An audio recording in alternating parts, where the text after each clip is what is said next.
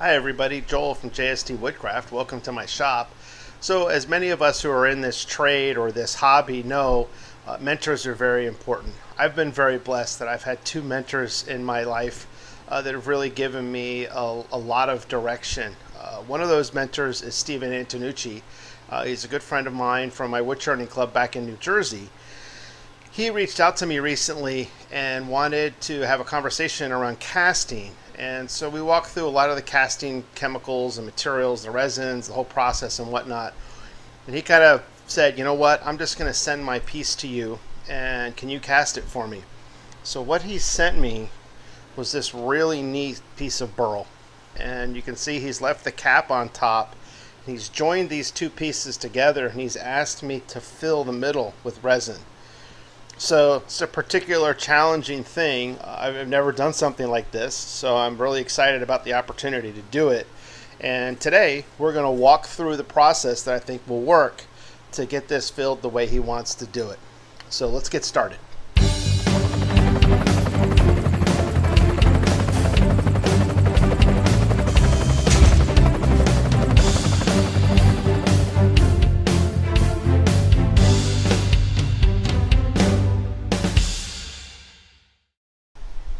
Okay, so spent a lot of time thinking about how I would cast this, and I saw some neat things online, and you can see there's a lot of experimentation that's taking place here. Fortunately, all this will churn off.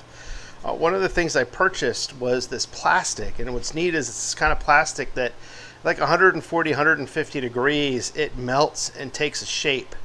What I learned though is as it melted and took a great curved shape on this piece, it also started sinking in the middle. And I'm not quite sure how much Steve plans on taking out of this.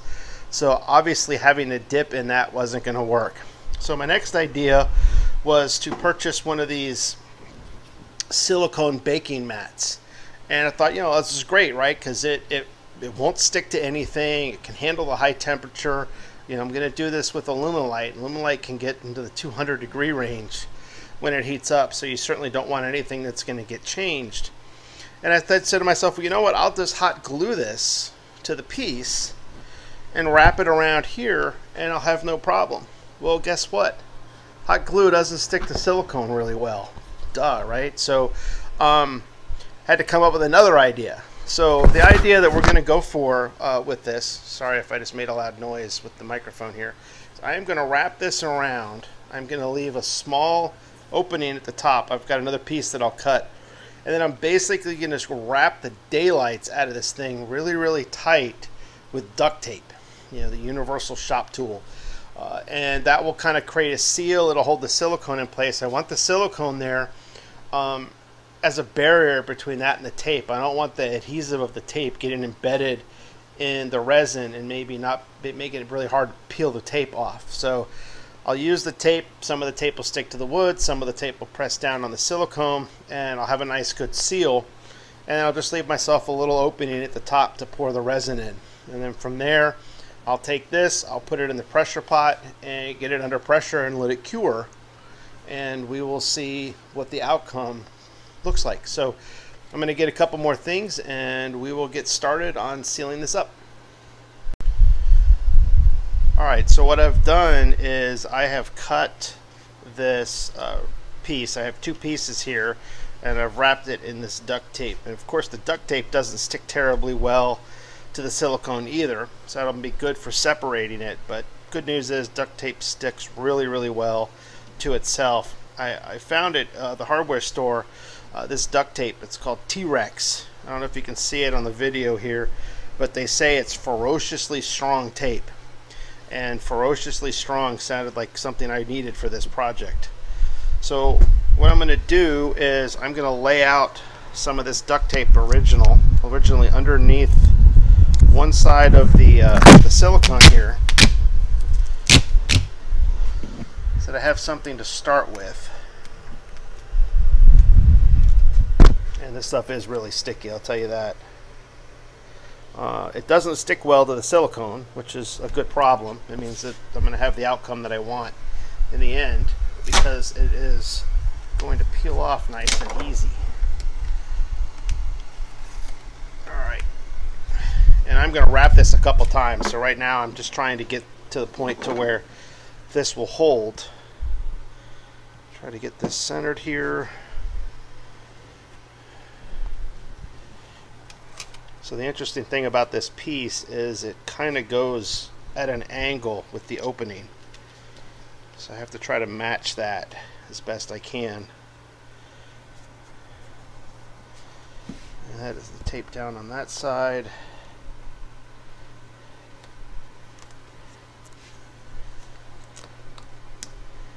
And tape down there. Make sure we've got a good starting seal all the way around the wood. I don't want any resin running out of this thing. The process. I'm not real happy with how that end came, so let's reorganize this a little bit. So like I said before, this is a new way of doing things for me. I'm used to casting stuff in molds and things being kind of nice and pretty and ready. The good news is Steve's going to churn most of this down or off, so if it's not pretty when it's done, that's fine. And there I've got a nice little opening to fill with the resin. Got a little bit of a cave in here. Let's get this worked out. There we go. Alright, and now what I'm going to do is just put some tape around the other side so we have a good seal here.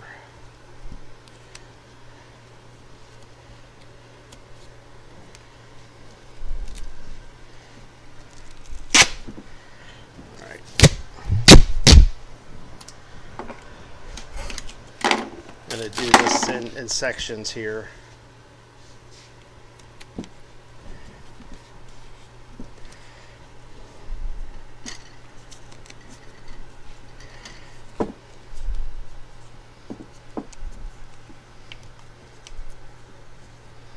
Now I did do some math, just so you know, to figure out how much resin I'm going to use. The results of that math is up here. This is Steve telling me he wants me to fill that hole too, so I know I've got to deal with that also. But my text here is telling me how much of each side.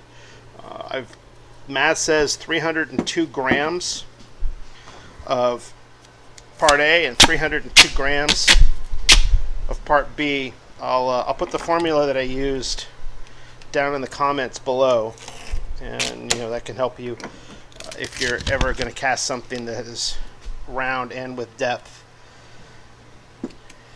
And we'll hopefully have enough. It's a lot of resin. 302 grams. It's more than a 16-ounce cup.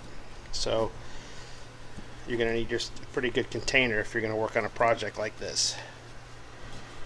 Alright, I think this is coming out really nice. It's down and dirty. Nothing fancy about this.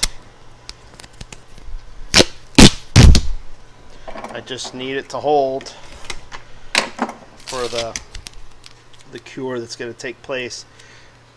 Now I've also don't have a tremendous amount of experience with doing large volume pours like this. I think when you use more, the cure actually goes a little quicker because there's far more of the B side, which is the part of the resin that starts the curing process. So hopefully I'm right there and we get a good outcome on this.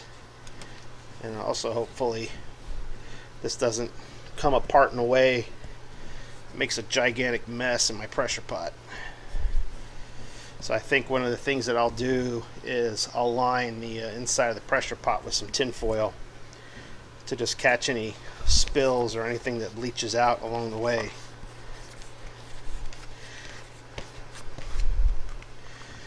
So what I want to do is, I'm a little worried that the tape is not going to stick really well here to the silicone. I already see it pulling back.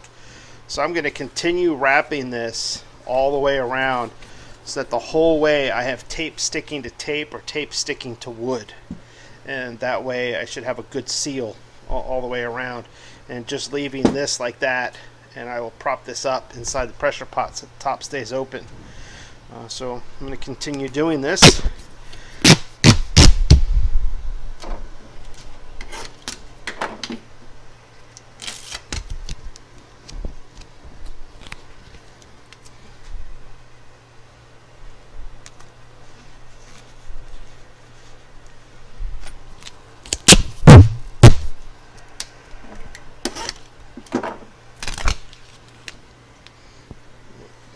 working at a frame here.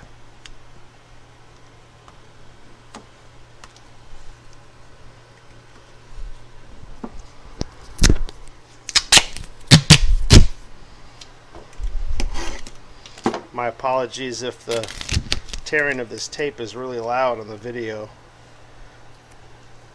Just happens to be right where my microphone sits on my shirt.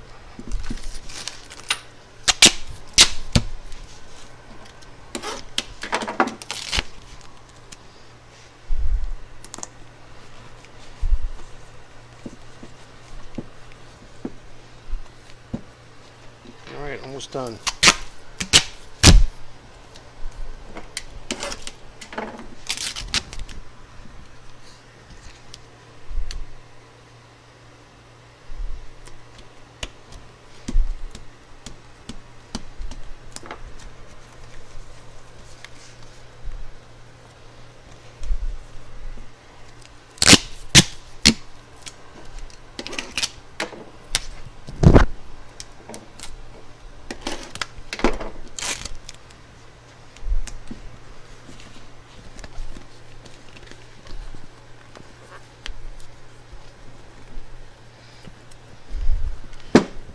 Press down really hard on these seams on the ends. I think that's probably where I have the most likelihood of having a leak. I see a little pocket developing here, so I'm just going to put another piece of tape right there, seal that up.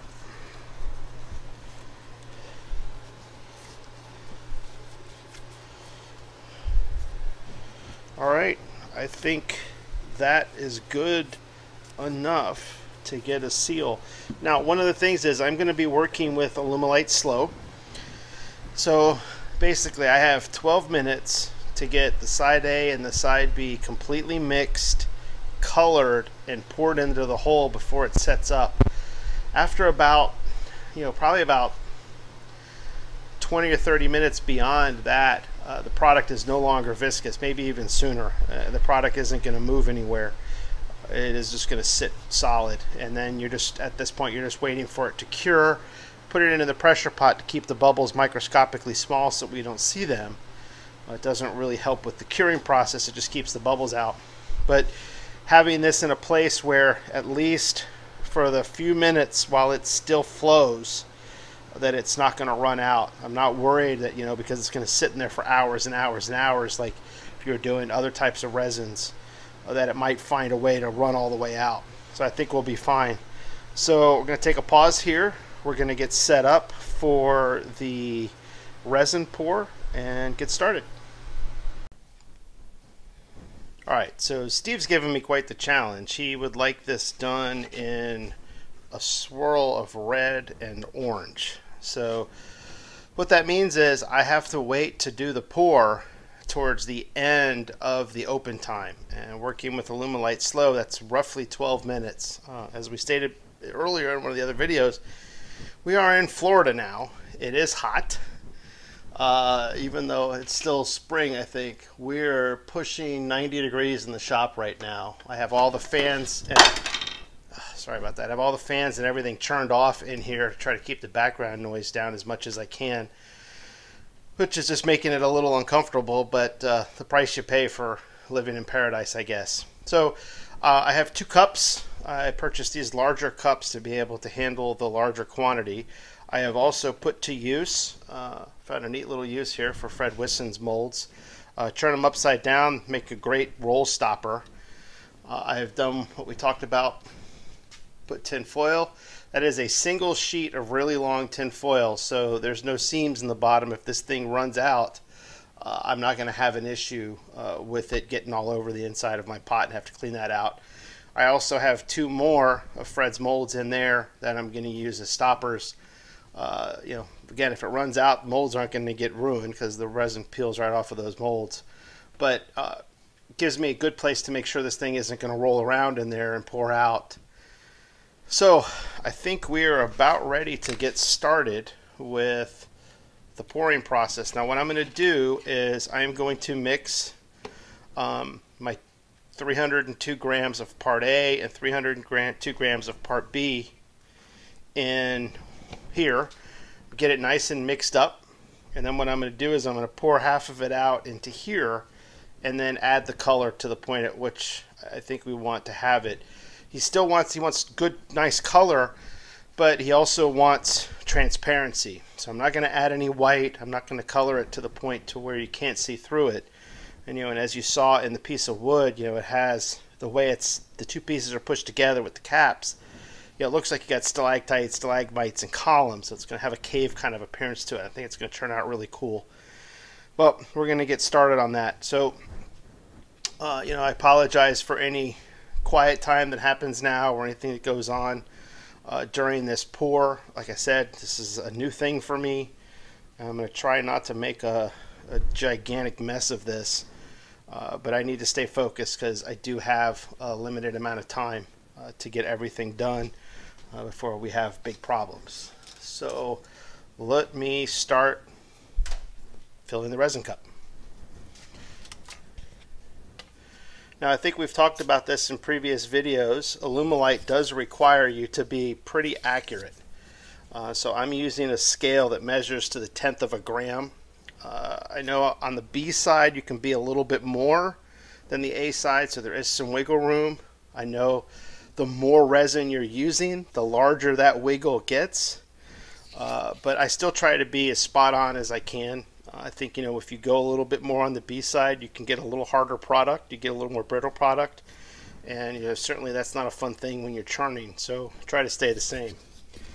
So I do have these nozzles on the 16-pound kits that I use.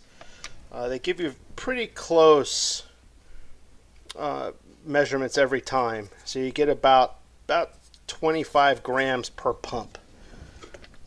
They're not perfectly accurate. So I just did 4 pumps and I got 105 grams. So you just got to know when you're getting close to the number that you need to start getting a little more accurate in what you're doing. Alright, so we're shooting for 302. Sorry this isn't happening in frame, but I don't have a cameraman helping me today, and I'm trying to get this done. Okay, so I went over on the A, so I'm at a 315 grams, so I know I need to be 315 grams on the B. So I'm going to zero out my scale, and we're going to do B, which is always a little thicker. 2, 3, 4 pumps of B. We're at 115.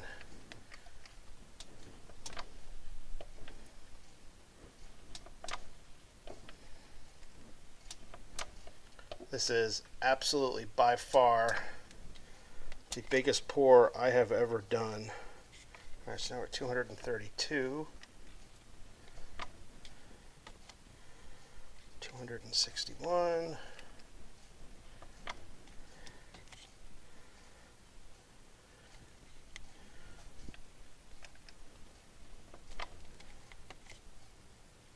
Okay, we're there. So now we do the mixing, and this is really, really important. When I'm mixing my pen blanks, I am usually mixing for about 2 minutes. Just slopped a bunch out on my hand.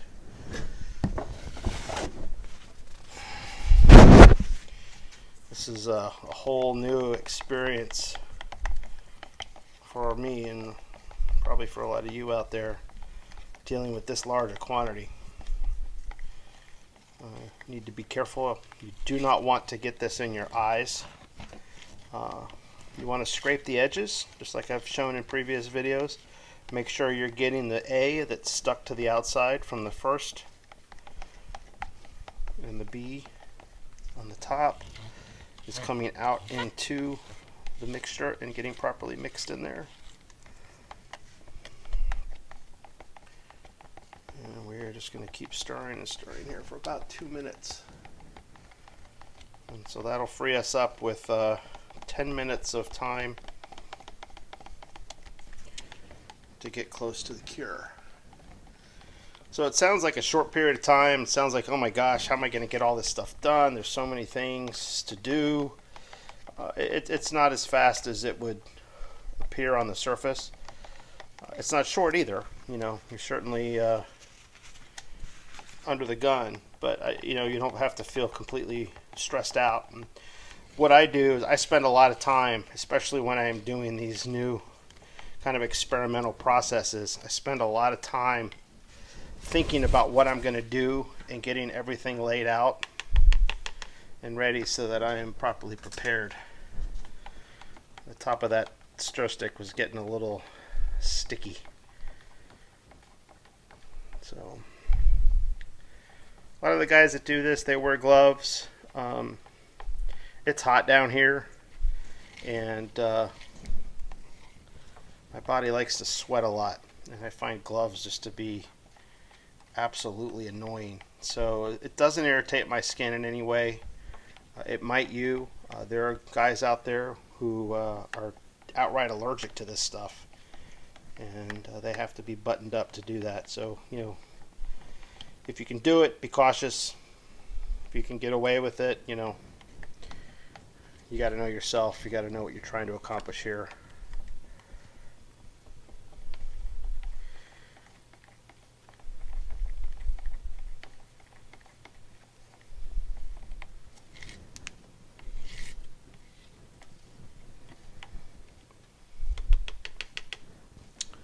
Alright, I think we are good. So looking at this from a volume perspective, I have at 20 ounces on that cup. So let's fill this other one up until 10 ounces. You got to be careful what you choose. And I'm guessing with this one, I think these are made for doing other resins. That's why I chose them. But if you get the wrong kind of cup, when this stuff sets up and it gets around 200 degrees, and your cup collapses, you've got a bad day ahead. So, alright, so I'm going to mix in the resin. Now I will tell you, these dyes are incredibly strong. I don't know if you can see that here. Let me get this in frame. Sorry about that. So you can see just how little I put in, and as I stir this, you will see just how colored it becomes. So that's a tiny little bit. You also want to be sure not to add too much. If you add more than you should, you can affect the curing. And I think that is a really good amber orange. So I'm not going to go any more because, like I said, I want this, or Steve wants this to be somewhat clear or translucent. So just about the same red here. The red is also very strong.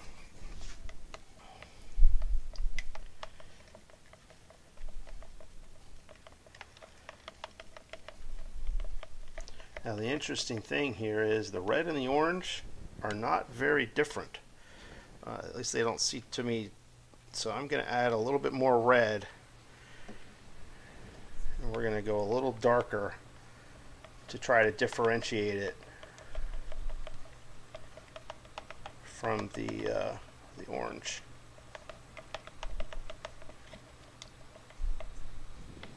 Okay, I think we're in good shape. So now we just kick off this time. We got about 8 minutes left before this starts to get too thick to pour. If I don't wait, what's going to happen is as I pour these together, they will combine, and you will get a color that is not distinguishable between the two. And most of the time, at least when I've done this in the past, kind of ugly. So you want to try to have it to a point to where I think it's like just about starting to set up. Now you can use a one of these laser thermometers to see what the temperature is. So I'm at 124 here, and the one over here, I'm also at 124. I think its maximum temperature is probably going to be closer to 200. So we just have to keep watching this, and you know, just get a feel that it's not setting up too much. so that they can stay separate in color, but not getting to the point to where it's starting to turn jelly and can't pour it anymore.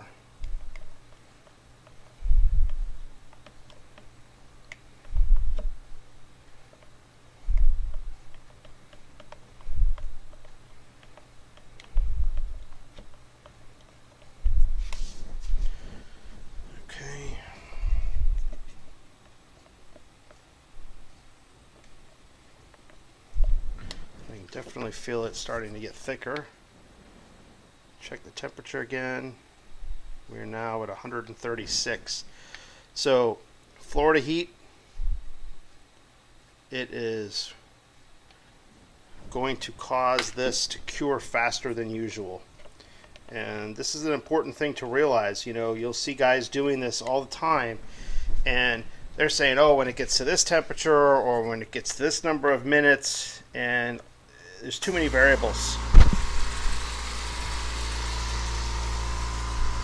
Well, there's our air compressor kicking on, telling us it's ready to go.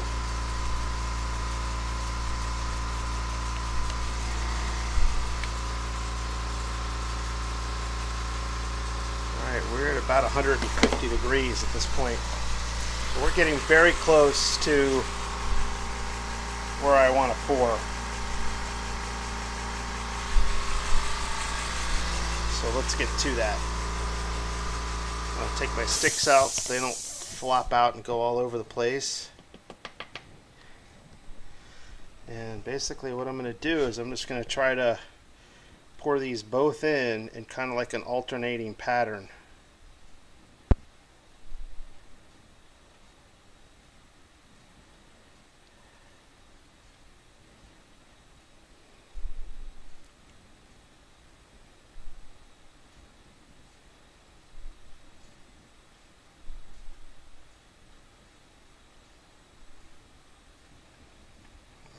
Take a stop on that.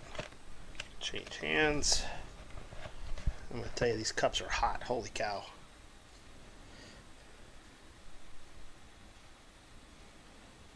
And the red is starting to get pretty thick.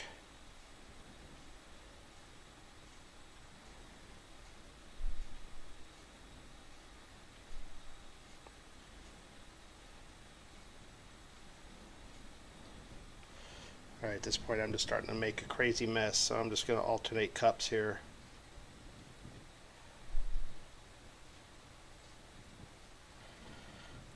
Hopefully this comes out the way we would like it. It is setting up really fast, friends.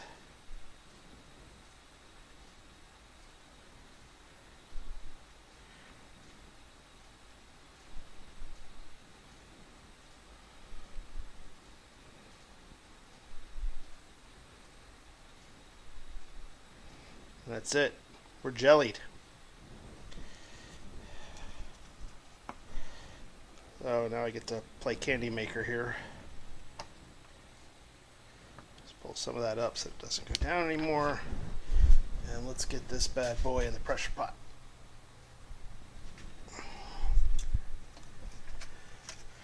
So anybody who tells you that casting isn't a messy game, they're lying. There's plenty of videos out there, photographs of people who have some pretty messy benches. And if you're doing pours at this quantity, that's just the way it goes. Alright, so this is my CA Technologies pressure pot. I love this pressure pot. I love these big thumb screws on it. I love that I can bolt it down to my desk or my workbench and whatnot. Alright, so we're done. I'm going to get pressure put on this. I'm going to stop the video because the air compressor is going to kick on again. We're going to let this cook for 3 hours and see how it comes out. Alright, so we're towards the end of the day here, and the casting has had its appropriate time in the pressure pot. So we're going to have some loud hissing here for a couple seconds while I let the air out, and we'll start the reveal.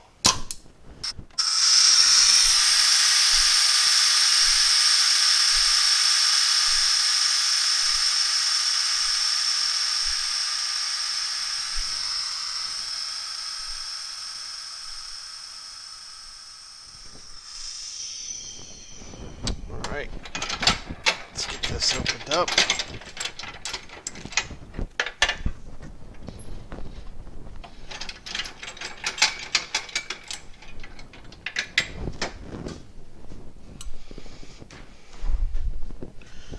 Alright, well, we've got the big glob that happened at the end of the pour there as the stuff really started to set up fast. There is absolutely nothing left in the pressure pot except the two P-Town subby molds that I was using to hold this together. So, looks like all the resin stayed in. So let's get the camera adjusted over here. Try to get everybody as good a view as we can. And let's see how hard this is to pull apart now.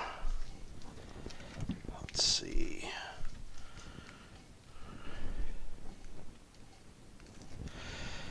I didn't leave myself necessarily a well, I'll tell you one thing, it's still hot. Well, that's interesting.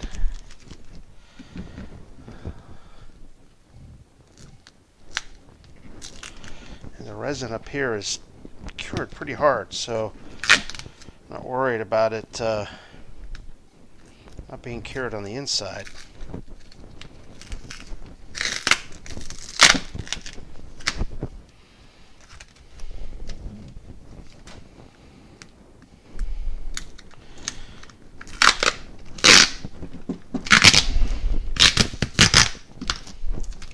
Well, kudos to this duct tape.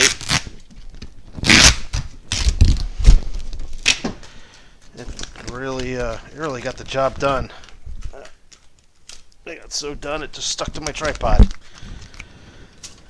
Okay, yeah, and I apologize if this isn't one of my best videos from a content perspective. I'm out of practice. I have not been serving my YouTube community well.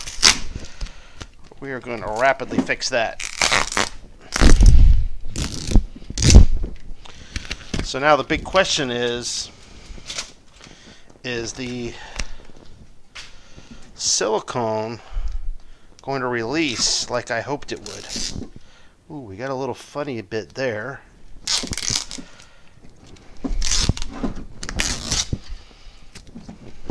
So this dimpled in and the resin came around. I'm sure that's from pressing on the